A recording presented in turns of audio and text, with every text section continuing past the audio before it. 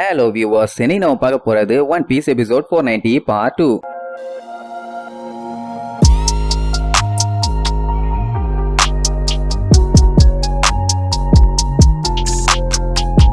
Open பண்ணா போன பாட்டுல சென்கோக்குவ கதற விட்டாங்கல்ல, அப்படியே அங்க கட் பண்ணி அந்த பக்கமா காட்டுறாங்க. அந்த குமா யாரையோ விரட்டி அதோட லேசரை வச்சு பொழந்து கட்டிட்டு இருக்குது. அப்படி மொத்தமா சேர்ந்து யார பொழந்து கட்டுதுன்னு பார்த்தா அந்த கெக்கோ மொரியாவை அப்படியே அடிபட்டு முக்கிட்டு கிடப்பான். இது எல்லாத்துக்கும் காரணம் யாருன்னா டோஃப்ளமிங்கோ. அவன் தான் அந்த பாசிபிஸ்டாஸ் எல்லாத்தையுமே வச்சு அட்டாக் பண்ண விட்டுருக்கான். என்னடானா அந்த கெக்கோ மொரியா வந்து ரொம்ப வீக்கா இருக்கானாமா. அட வார்லாடா இருந்தாங்கன்னா அவங்க ரொம்ப ஸ்ட்ராங்கா இருக்கணும்ல. இப்படி ஒருத்தன் இருக்கான்னு சொல்றதுக்கு பதிலா இந்த வீர போர்ல செத்துட்டான்னு சொல்லி மேட்டரை முடிச்சிடலாம்ல. இத சொன்ன உடனே அவனுக்கு காண்டாவும். யார் இந்த மாதிரி பண்ண சொன்னா? சென்கோக்குவா உண்மையை சொல்லுன்னு சொல்லி கத்துவான். அவன் என்ன சொல்லுவான்? நோ நோ நோ, அதுக்கும் மேலேம்பா, அதுக்கும் மேலையான்னு தொண்டையிலேயே கத்துவான். ஆனா அப்புறம் என்ன ஆச்சுன்னு தெரியல. அங்க கட் பண்ணி ட்ரஃபால்கர்லாவோட சப்மரீனை காட்டுறாங்க. அது ரொம்பவும் கடலுக்கு அடியில போயிட்டு இருக்கிறதுனால உள்ளுக்குள்ள செம ஹீட். அந்த கரடியால சுத்தமா தாங்க முடியல. வேர்த்து ஊத்திட்டு இருக்கும். கூட இருக்கவங்க எல்லாம் திட்டிட்டு இருப்பாங்க. முடி, உனக்கு இருக்க முடிக்கு இப்படி தாண்டா வேகம், நீ எல்லாம் குளிர்ல இருக்க வேண்டியவன்டா குரங்கு பையில. அவன் என்னால முடியலப்பா, நீங்க எல்லாம் நெப்ப மோசம்னு சொல்லி திட்டுவானா. அவனுக்கு காண்டாவும். சூடு தாங்க முடியாம இது என்ன பண்ணிரும், அவனுல தூக்கி வச்சுட்டு மூஞ்ச போட்டு தேய்தேன்னு தேக்க ஆரம்பிச்சிரும். அதோட வேர்வை பூரா இவனு மேல திருச்சு அவனுங்களால தாங்க முடியல. ஐயோ, இதுக்கப்புறம் இந்த கருமத்தை எங்களால தாங்க முடியாது, சட்டு புட்டுன்னு சர்ஃபேஸுக்கு கொண்டு போங்கன்னு சொல்லி அடிச்சு புடிச்சு சப்மரீனை மேல கொண்டு போவாங்க. அப்படி மேல வந்து டோரை திறந்துகிட்டு வெளியில வந்ததுக்கு அப்புறம் தான் அந்த கரடிக்கு உயிரே வரும். என்ன இருந்தாலும் ஃப்ரெஷ்ஷான காத்து மாதிரி வராதே. சோ இப்படி நல்லா என்ஜாய் பண்ணிட்டு முன்னாடி பார்த்தா ஒரு பெரிய சைஸ் பாம்பு பயங்கரமா நின்னுட்டு இருக்கும். இது யாரோட பாம்புன்னு தெரியுது இல்ல. ஐயோ, இங்க எப்படா பாம்பு வந்துச்சுன்னு எல்லாரும் பார்த்து பதறிட்டு இருக்கும்போது சைட்ல ஒரு பெரிய நேவி கப்பல். ஓ மை காட், நேவி ஆளுங்க இங்க வந்துட்டானுங்கன்னு அப்படியே மிரண்டு போய் மேல பாப்பாங்க. பார்த்தா நம்ம போவா மட்டும் அப்படியே கெத்தா நின்னுட்டு இருப்பா. சரி, எப்படி இருந்தாலும் நேவி ஆளுங்க வந்துட்டா பஞ்சாயத்து தானே, அதனால என்ன பண்றதுன்னு கொஞ்சம் பதறுவானுங்க. பட் உள்ளுக்குள்ள பார்த்தா போவா எல்லாத்தையுமே கல்லா மாத்தி வச்சிருப்பா. அதனால நீங்க அவங்கள நினைச்செல்லாம் கவலைப்பட வேண்டாம். லூஃபிக்கு என்னாச்சு ஏதாச்சுன்னு வந்து விசாரிப்பா. ஏன்னா அவனுக்காண்டி தானே இவ்வளவு தூரம் அடிச்சு புடிச்சு வந்தா. கரடிக்கு செம ஷாக்கு. ஏன்னா அவனுக்கு வெக்க தாங்க முடியலன்னு சொல்லிதான் இந்த சப்மரீனை மேல கொண்டு வந்தாங்க. அது எப்படி கரெக்டா இவளுக்கு தெரிஞ்சுங்க வந்தா. இவளே இங்க வந்தானா கண்டிப்பா நேவி ஆளுங்க சேஸ் பண்ணி வரத்தானே செய்வாங்க. ஐயோ, இப்ப என்ன பண்றதுன்னு கரடி பதறும். ஆனா அங்கதான் ட்விஸ்ட். என்னன்னா அவன் இந்த பாம்பை தான் ஃபாலோ பண்ண விட்டுருப்பா. அந்த பாம்பை ஃபாலோ பண்ணி இவன் வந்திருப்பா. மத்தபடி எல்லாம் நேவி ஆளுங்க வர்றதுக்கு வாய்ப்பே இல்ல. சரி, இப்ப இதெல்லாம் ரொம்ப முக்கியமா. கேட்ட கேள்விக்கு மட்டும் பதில் சொல்லுங்களா வெண்ணைகளா. லூஃபிக்கு என்ன ஆச்சுரா, முதல்ல அதை சொல்லுங்கன்னு விசாரிப்பான். கரெக்டா அந்த டைம் டோஃப்ளமிங்கோ ஆபரேஷன் எல்லாம் முடிச்சுட்டு வெளியில வந்துருவான். வந்த உடனே அவன் மேட்டர் எல்லாத்தையும் சொல்லிடுவான். அவனால முடிஞ்ச பெஸ்ட் அவன் பண்ணிட்டானாமா. இதுக்கப்புறம் எல்லாமே ஆண்டவன் கையில தான் இருக்குங்கிற மாதிரி சொல்லுவான். ஏன்னா இப்போதைக்கு அவனை ஒரு ஸ்டேபிள் பண்ணி வச்சிருக்காங்க.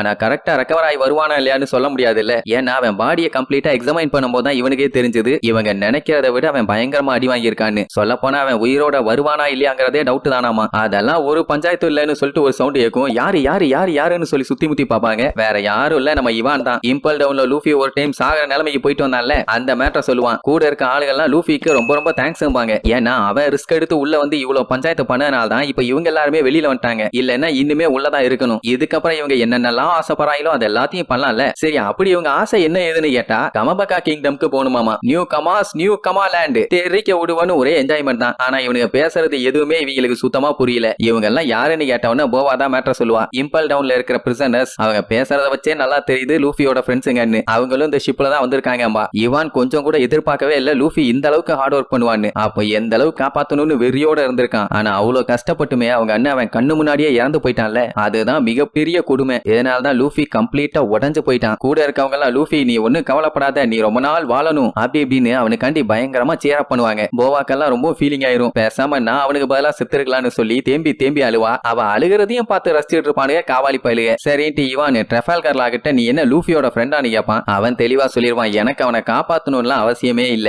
ஆனா எனக்கு தோணுச்சே வந்தேன், அது ஏன் என்னன்னு சொல்லுமான்னு கேட்பான். இவான் உடனே வேண்டான்னிருவான். என்னன்னா சில டைம் சில விஷயங்களை நம்ம உள்ளுணர்வு பண்ணுன்னு சொல்லும். ஆனா ஏன் எதுக்குன்னு தெரியாதுல்ல, அந்த மாதிரி தான். சோ இப்படி அவங்க பேசிட்டு இருக்கும்போது பின்னாடி இருந்து சவுண்ட், வேண்டாம் ரொம்ப கஷ்டப்படாதீங்க, நீங்க நல்லா ரெஸ்ட் எடுக்கணும், இல்லன்னா உங்களுக்கு ஆபத்துன்னு. யார் எப்படி சொல்லிட்டு இருக்காங்கன்னு பார்த்தா ஜிம்பைய. அவனால முடியல, பட் இருந்தாலுமே நேரா எந்திரிச்சு வந்துருவான். வந்தவன் ட்ரெஃபால்கர்லாவை பார்த்து நீ நார்த் ப்ளூவை சேர்ந்தவன் தானேன்னு கேட்பான். அவனும் ஆமான்னு உடனே ரொம்ப தேங்க்ஸ்.